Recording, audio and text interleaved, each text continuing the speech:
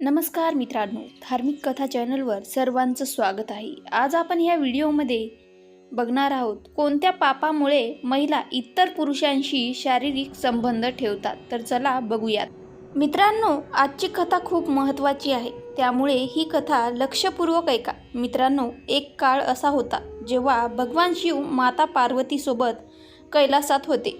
पर्वतावर विश्रांती घेत असताना देवर्षी नारद कैलासात येतात आणि माता पार्वती आणि भगवान शिव यांना वंदन करताना ते म्हणतात, हे भगवान, तुझा सदैव विजय असो। फक्त तूच आदी आणि अनंत आहे। प्रभू, आज जेव्हा मी पृथ्वीवर फिरत होतो तेव्हा मी पाहिले की अनेक स्त्रिया शिव महापुराण पठण करत आहेत आणि मनापासून तुझी पूजा करते।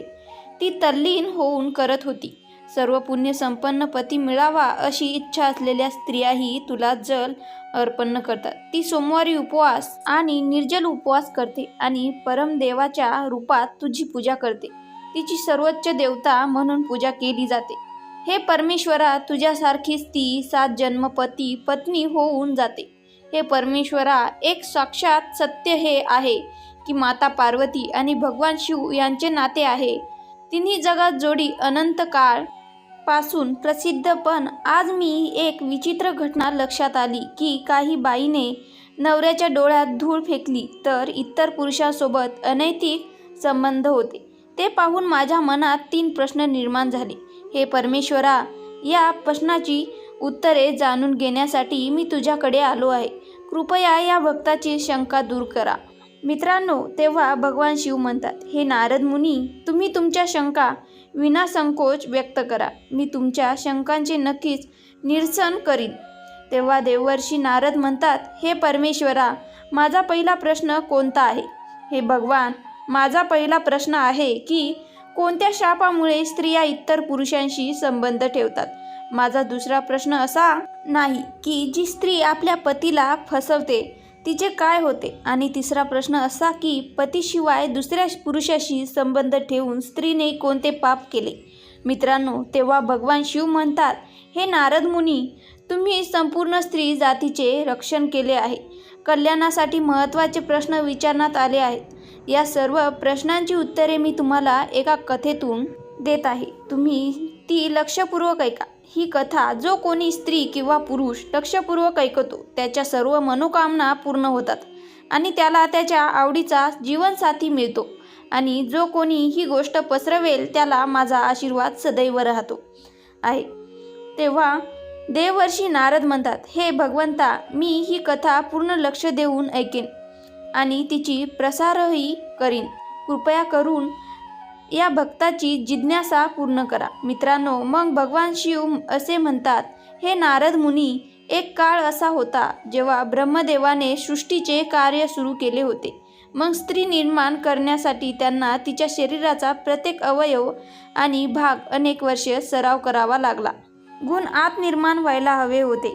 तिचे मन अतिशय गुंतागुंतीच्या पद्धतीने बांधले गेले आहे, त्यामुळे स्त्रीचे मन समजणे फार कठीण आहे। त्याच्या आत सौम्यता आणि त्याचप्रमाणे त्याने क्रूरतेच्या दोन्ही गुणांना जन्म दिला होता आणि स्वतःच्या शरीरातून मुलगी देखील निर्माण केली होती। तिचे नाव अहल्या होते। ही तीच मुलगी आहे जिला शाप मिळाला होता, कारण आज अनेक स्त्रिया इतर पुरुषांशी अनैतिक संबंध ठेवत आहेत। अहल्येच्या या कथेत तुम्हाला सर्व प्रश्नांची उत्तरे मिळतील। अहल्यादेवी खूप सुंदर आहे। ती एक सद्गुणी आणि सद्गुणी स्त्री होती।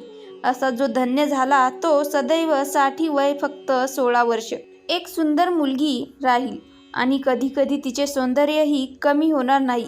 मग एके दिवशी जेव्हा ब्रह्मदेवाने त्यांना महर्षी गौतम यांच्या आश्रमात शिक्षण घेण्यासाठी पाठवले, ती मुलगी इतकी सुंदर होती की सर्व जगाचे देव आणि दानव तिला आपलीच समजत होते। बायको हवी होती, पण ऋषी गौतमच्या आश्रमात अत्यंत सुरक्षिततेने शिक्षण घेतल्यानंतर गौतम ऋषींना ब्रह्मदेवाकडे परत पाठवायचे होते। त्यांचे मनाची शुद्धता पाहून ब्रह्मदेव अहल्याचा विवाह गौतम ऋषींशी झाला होता। सोबत पूर्ण केले असे म्हणत सर्व जगाला तुमच्यासारखा योग्य वर आहे मी नाही। मित्रांनो, मग भगवान शिव असे म्हणतात की हे नारद मुनी, काही दिवसांनी पुन्हा अहल्यादेवी स्नानासाठी गंगेच्या तीरावर गेली. त्याचवेळी देवराज इंद्रही त्या जंगलात फिरायला आला.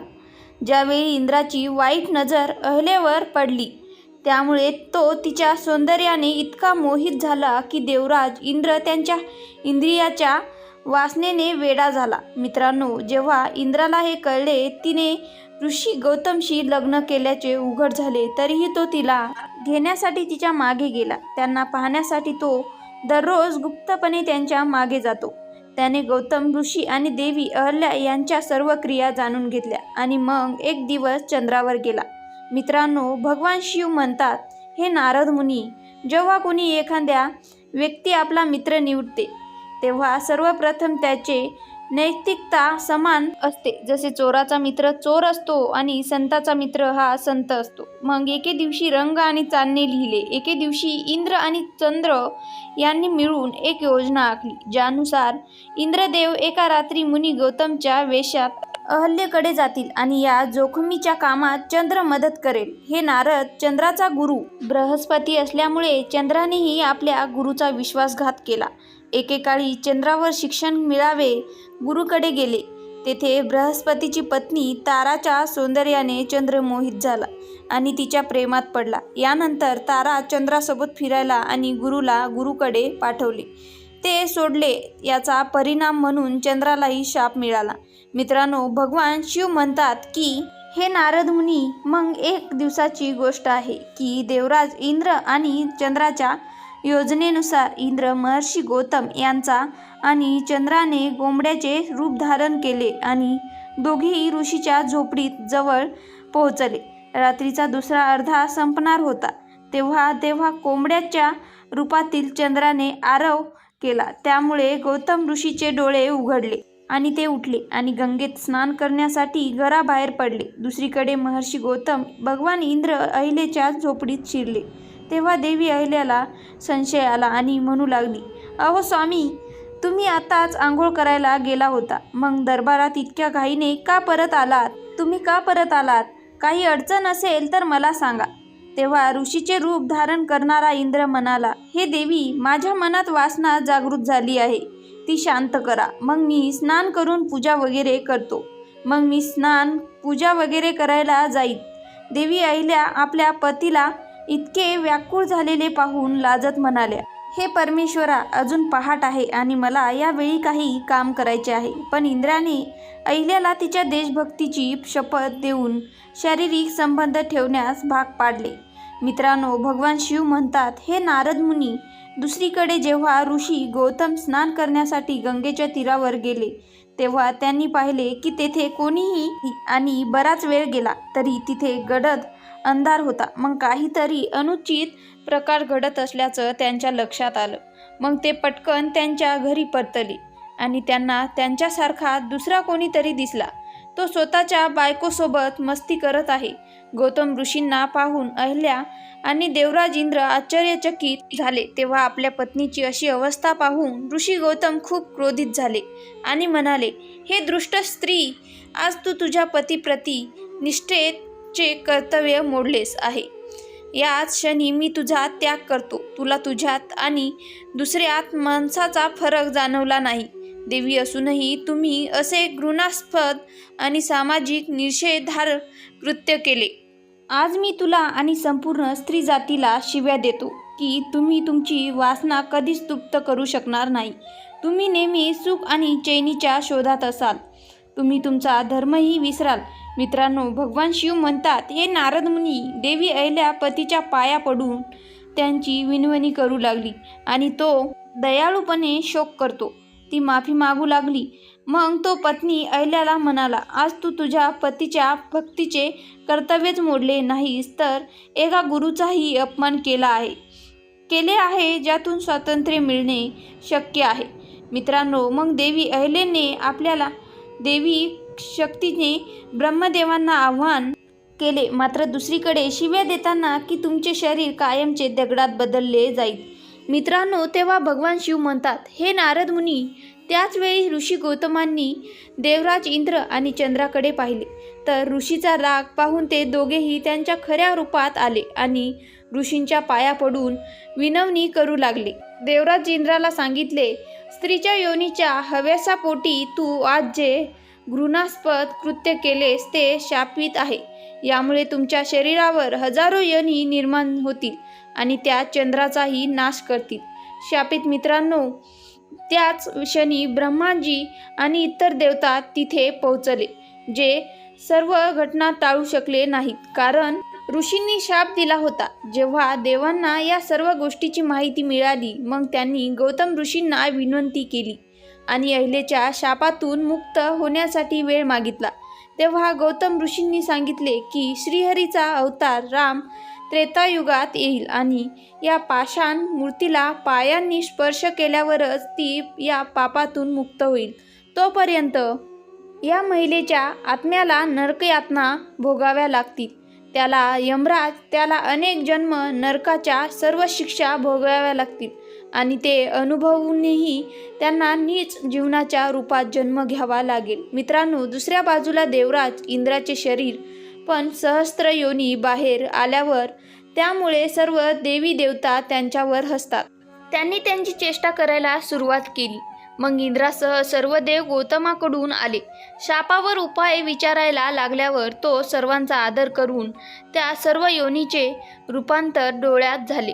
मित्रांनो, भगवान शिव म्हणतात, हे देवर्षी नारद, आता तुम्हाला समजले असेल की कोणत्या शापामुळे स्त्रियांचे इतर पुरुषांशी संबंध असतात आणि जी स्त्री इतर पुरुषासोबत सुखभोग करते तिला अनेक वर्षे नरकाची शिक्षा भोगावी लागते.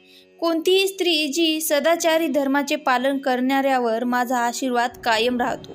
जर एखाद्या स्त्रीने हे पाप जाणून बुजून किंवा नकळत केले तर तिला नरकात कठोर शिक्षा भोगावी लागते आणि कोणत्याही प्रकारच्या व्रत, तपस्या किंवा उपवासाचे फळ मिळत नाही आणि त्याचे सर्व सत्कर्म व्यर्थ ठरतात.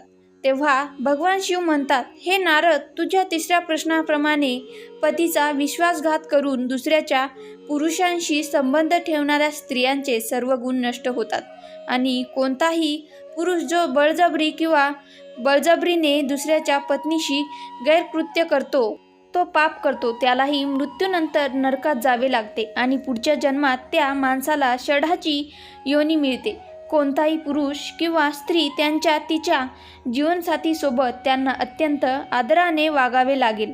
कपटाने वागणाऱ्यांनाही अनेक प्रकारचा त्रास सहन करावा लागतो. तेव्हा भगवान शिव म्हणतात, हे नारद, आता मी तुझ्या सर्व प्रश्नांची उत्तरे दिली आहेत. तेव्हा देवर्षी नारद म्हणतात, हे परमेश्वरा, आज मी धन्य झालो. म्हणून मित्रांनो, कोणत्याही स्त्री किंवा पुरुषाने असे चुकीचे काम कधीही करू नये, ज्यामुळे तुम्हाला नरकाची शिक्षा भोगावी लागेल. मला आशा आहे की तुम्हाला ही कथा आवडली असेल आणि जर तुम्ही धार्मिक कथा या चॅनलवर नवीन असाल तर कृपया कथा चॅनलला सबस्क्राईब करून व्हिडिओला लाईक करा आणि शेअर करा आणि कमेंट्स बॉक्समध्ये हर हर महादेव लिहा. धन्यवाद.